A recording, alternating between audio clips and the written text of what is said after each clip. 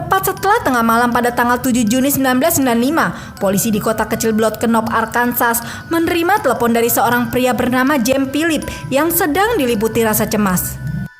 Dia menjelaskan bahwa sejak pukul 3 sore sebelumnya, dia tidak dapat menghubungi istrinya Mary dan anak perempuan mereka yang berusia 11 tahun, Leslie.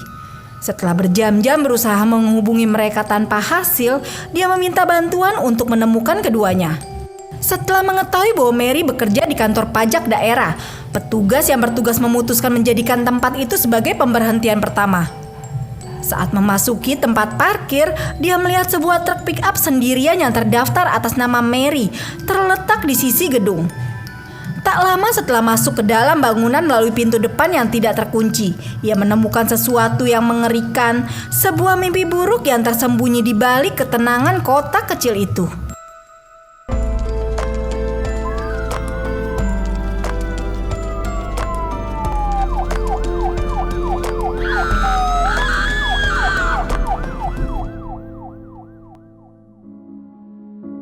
Saat petugas itu melangkah lebih dalam ke kantor yang sunyi, suasana tegang menyelimuti setiap sudut ruangan.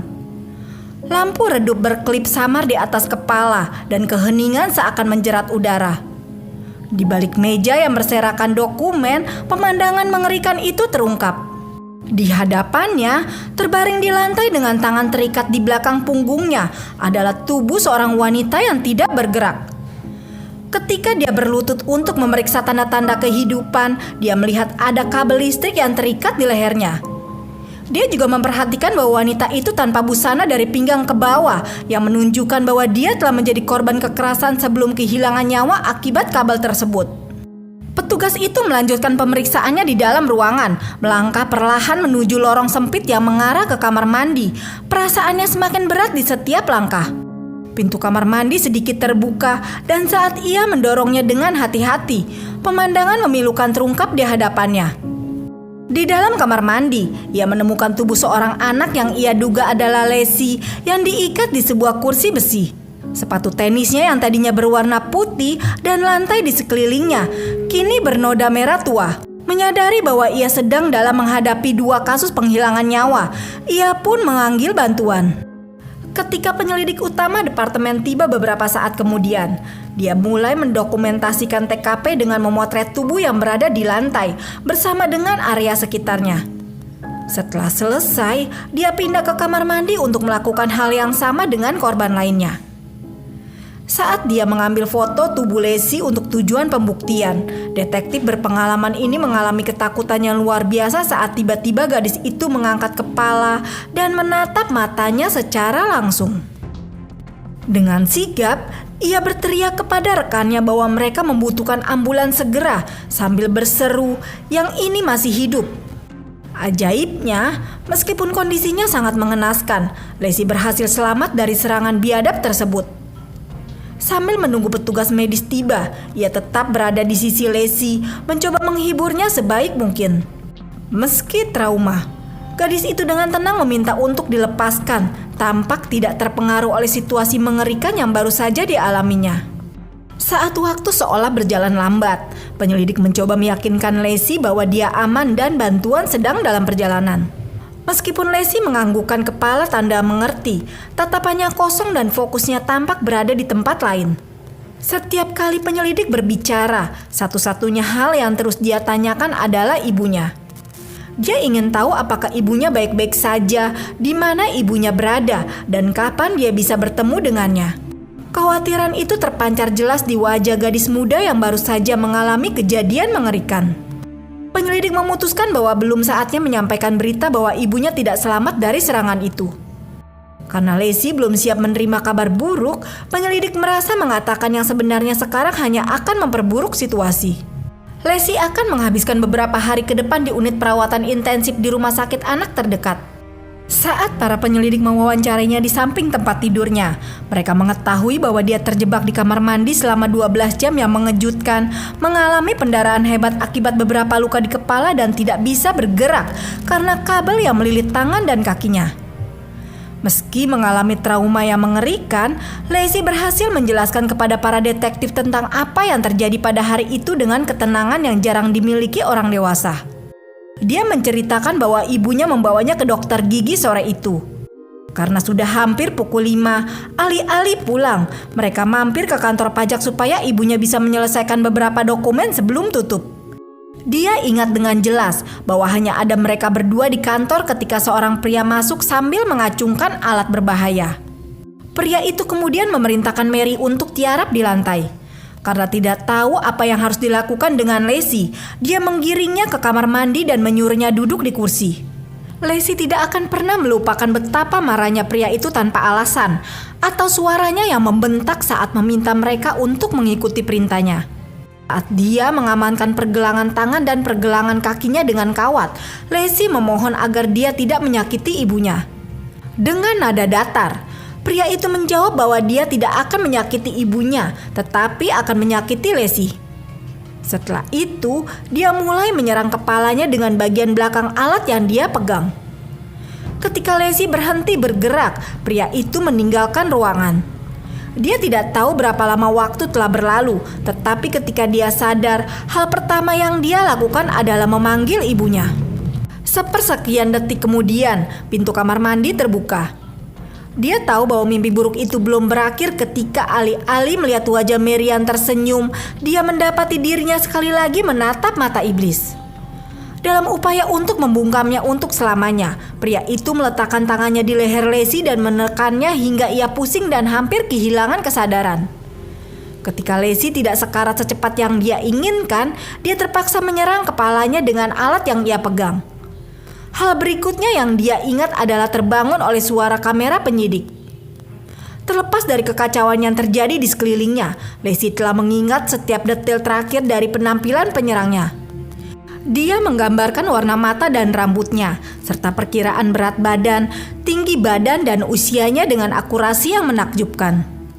Dalam momen yang menegangkan, Lacey teringat satu detail yang paling penting. Ia mengatakan kalau pria yang menyerang dia dan ibunya itu memiliki tato berbentuk tetes air mata di bawah mata kirinya. Informasi ini bukan hanya sekedar ciri fisik, ini adalah kunci yang bisa mengungkap misteri kelam yang telah mengubah hidupnya. Ketika para detektif mendengar cerita Lacey, mereka menyadari seberapa penting informasi terakhir yang dia berikan. Nama yang langsung terlintas di benak mereka adalah Jack Jones. Dia sudah dikenal oleh mereka sebagai sosok bermasalah di Black Knob dengan catatan kejahatan yang panjang. Jack jelas menjadi fokus penyelidikan ini. Setelah meninggalkan rumah sakit, para detektif berkumpul di ruang rapat untuk memeriksa arsip lama dan catatan kejahatan terkait Jack. Mereka mencatat semua pelanggaran yang pernah dilakukannya, mulai dari penyerangan hingga pencurian. Setiap lembar yang mereka baca semakin menunjukkan bahwa Jack adalah sosok berbahaya yang sering melanggar hukum. Mereka segera pergi ke rumah Jack. Saat pria berusia 30 tahun ini diinterogasi, dia mengejutkan para penyelidik dengan mengakui semua yang dia lakukan saat itu juga. Dia juga menyalahkan polisi setempat dengan mengatakan bahwa tindakannya adalah balasan karena mereka lambat menangkap orang yang diduga memperkaos istrinya. Dia dengan mudah mengabaikan fakta bahwa istrinya sendiri menolak untuk melapor tentang penyerangnya. Berdasarkan investigasi lebih lanjut, inilah yang terjadi di sore itu. Menurut Jack, dia telah mengincar Mary setelah melihatnya lebih awal pada hari penyerangan. Terpukau oleh kecantikannya, dia muncul di kantornya dengan membawa airsoft yang terlihat seperti senjata sungguhan, sarung tangan latek, dan gulungan kawat. Dia mengakui bahwa rencananya berubah ketika dia menyadari bahwa Mary tidak sendirian. Setelah mempertimbangkan pilihannya, dia memutuskan bahwa wanita berambut coklat yang menarik perhatian di belakang meja itu harus dihabisi dan putrinya hanya akan menjadi korban tambahan dalam rencananya.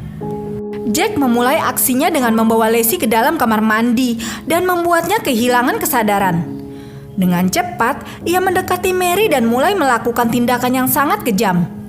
Ia membuka setengah pakaian yang dikenakan Mary, mengabaikan jeritan dan permohonan yang mungkin keluar dari mulutnya.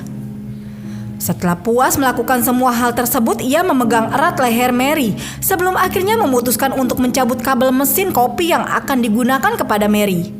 Dia ingat bahwa setelah memastikan Mary sudah tidak bernyawa, dia kembali ke kamar mandi untuk mengakhiri hidup gadis yang masih menangis memanggil ibunya. Dengan langkah mantap, Jack mendekati Lacey yang ketakutan dan bingung. Dia memegang erat leher Lacey, berusaha membungkam tangisnya yang semakin nyaring. Saat Lacey berjuang untuk bernapas, Jack memukulnya dengan keras, berpikir bahwa dia akan mengakhiri semuanya. Setelah merasa puas, atau setidaknya itulah yang dia kira, Jack melarikan diri ke kegelapan malam, hatinya berdebar kencang. Dia bersembunyi di bayang-bayang, berusaha menghindari pandangan siapapun. Dia yakin bahwa tindakannya tidak akan terungkap dan seharusnya semuanya akan kembali normal. Namun, kegelapan tidak mampu menghapus jejak yang ditinggalkannya. Pada malam hari tanggal 7 Juni 1995, beberapa jam setelah tubuh Mary ditemukan, polisi pun menangkap Jack berdasarkan informasi tentang deskripsi tato berbentuk tetesan air mata di bawah mata kirinya. Inilah yang terjadi selama proses persidangan.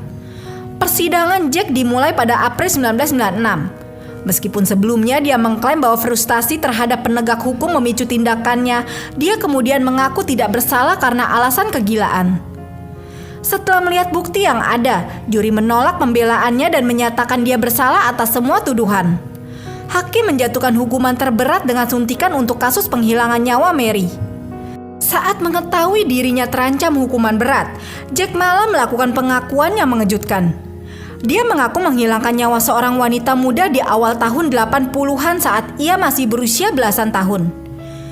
Dia menceritakan bahwa dia bertemu dengan korban Regina Harrison yang berusia 20 tahun pada suatu hari ketika sedang bersepeda di pantai di Hollywood, Florida.